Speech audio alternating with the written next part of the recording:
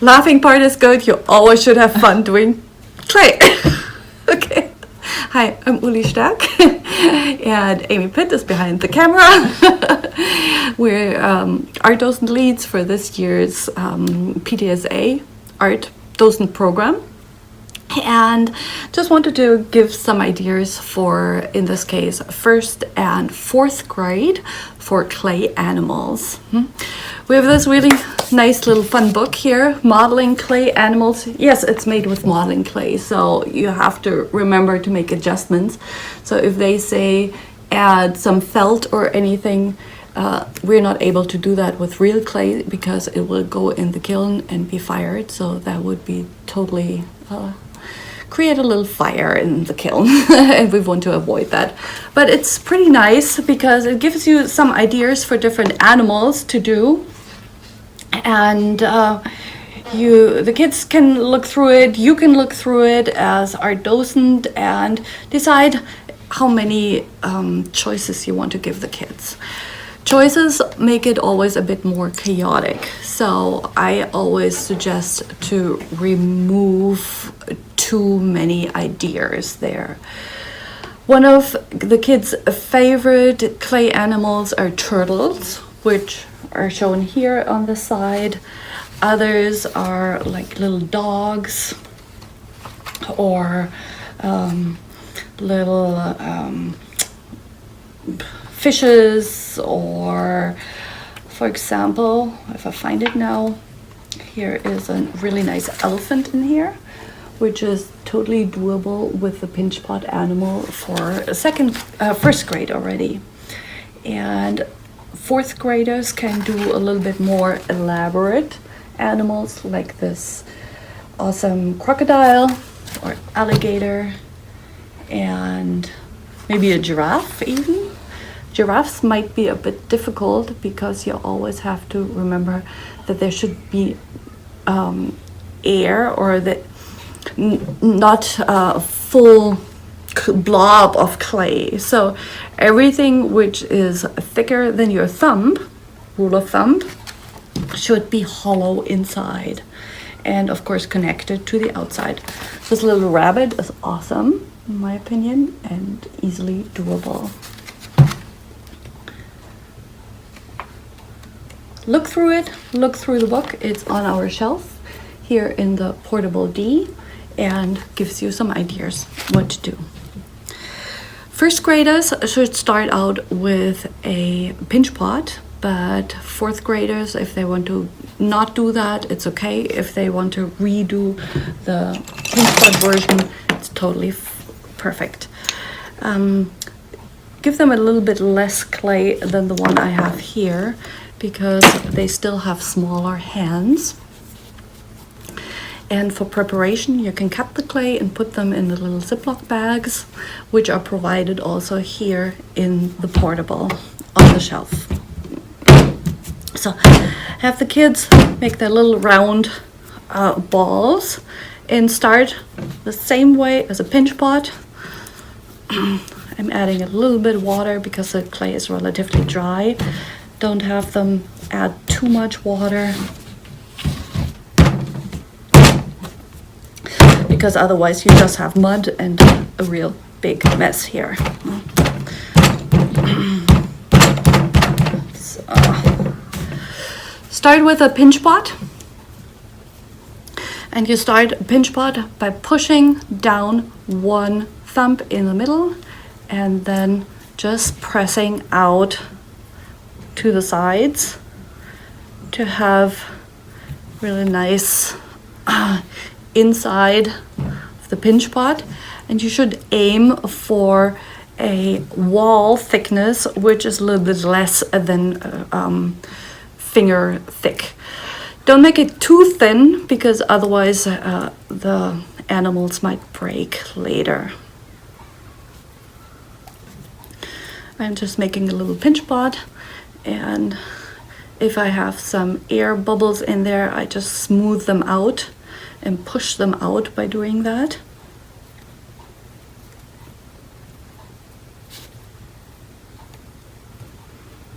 I'm gonna make it a bit bigger because I'm gonna cut off sides anyways. And I have some little bit leftover clay, which I'm gonna use to form the head and the tail and the ears, because the goal in this case is to make a little elephant. So after I'm somewhat happy with my pinch pot, which doesn't have to be perfect, I will choose, you can, to make the legs for the animal, for example, you can either, the kids could choose to continue with like this and just leave the pinch pot, turn it around and add some legs to it. Or you could use the sides of the pinch pots to make the legs, or just make a little turtle out of this one. We'll show some samples later. But if I choose to use the pinch pot itself for my legs, I'm gonna take 4 areas out.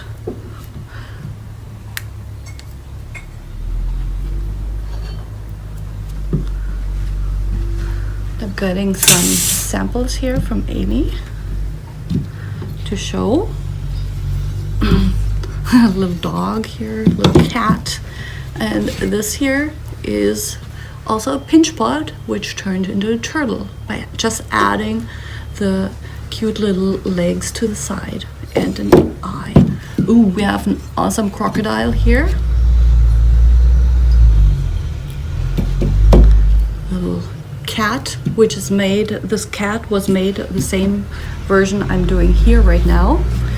Here is also the pinch pot version of a koala. And those samples are also in our shelf here.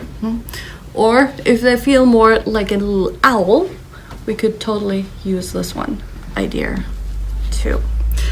Okay, in the meantime, I removed quite some clay here on the side, and you just keep this clay to add on later.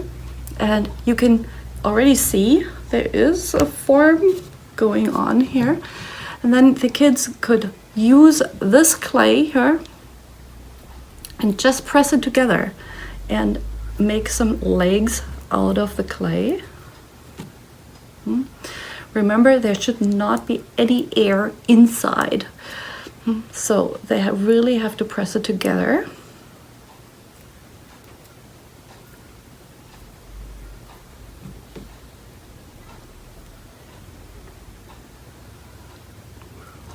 The legs should not be thicker than your thumb altogether.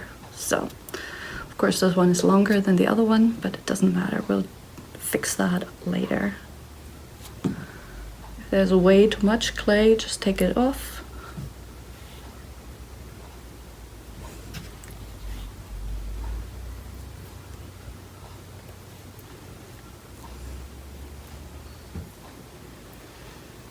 Maybe this one is more for 4th grade than 1st grade, but it does not have to be perfect. So we already have 4 legs. I cut off one of them because this got too long. This is way thicker than the other one, so I'll just remove this. And now I already have the body of an elephant, for example. Looks like a really nice elephant. The kids want. They could also sit down this animal, whichever it is, or whichever it's gonna be. And they can also decide, still here is still a decision possibility. So I want to make an elephant, so I'm gonna let it stand, but I'll just show you they could also use this animal and turn it into like the koala by just adding the head to the top, or having it sit down here like a little cat. Bend it over a little bit It's a really fat cat in this case. Add the head and the tail to the back, or make a little sheep dog out of it. Also sit it down, add a little head on the top, ears, and a shorter tail in this case, whichever they prefer. I'm still planning on doing my little elephant. That means it should be able to stand correctly. Which side is front and which side is back? So I'm gonna turn it around. So the wider side is in the front. And then they can just use some of the leftover clay, push it together, really make a little nice ball out of it, and test the size. Is this too big? Too small rather? Add some more clay.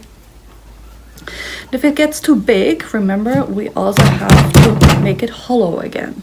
That means you could also use a little, either form this as a little pinch pot again, adding some water because it's getting dry.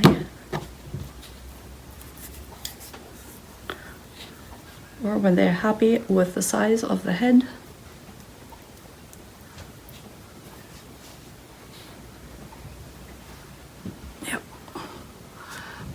just have them either use one of the clay tools to push a hole in it, or use the little finger, for example, to add a hole.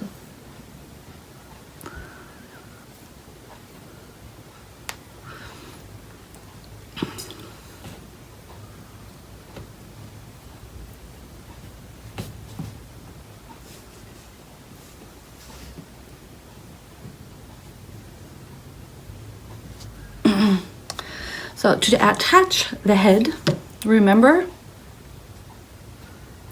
to score both sides.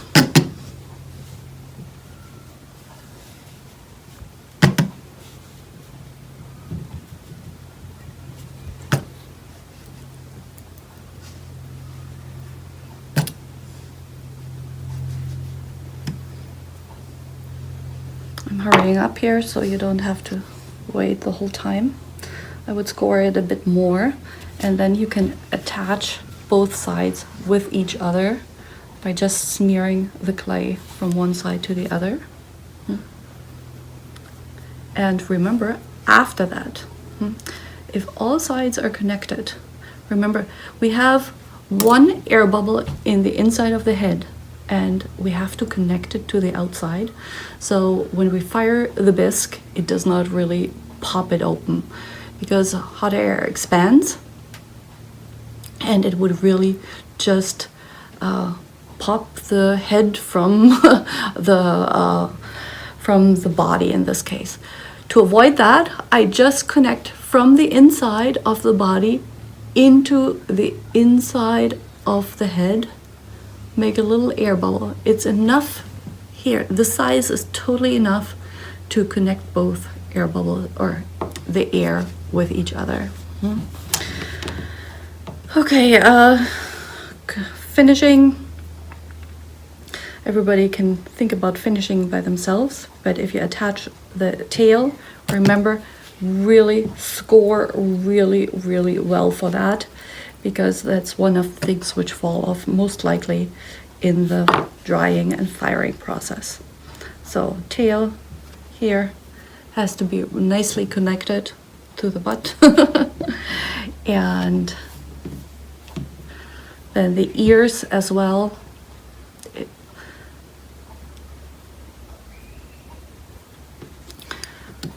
They have to be really nicely scored on the sides and connected. If you want, you can always add some more, a little bit more clay to the sides, and to really fill up gaps here, and move it together. So if we have one of our ears, and the same would be with the trunk. If you add the trunk in the front, not my best work here, but I won't want to take too long. don't have them just connected here to the nose without scoring. You definitely have to score both sides and really connect them to each other. And now connect them again. They don't have to use their tool for that. They can also just do this with their fingers. But that's up to the kids themselves.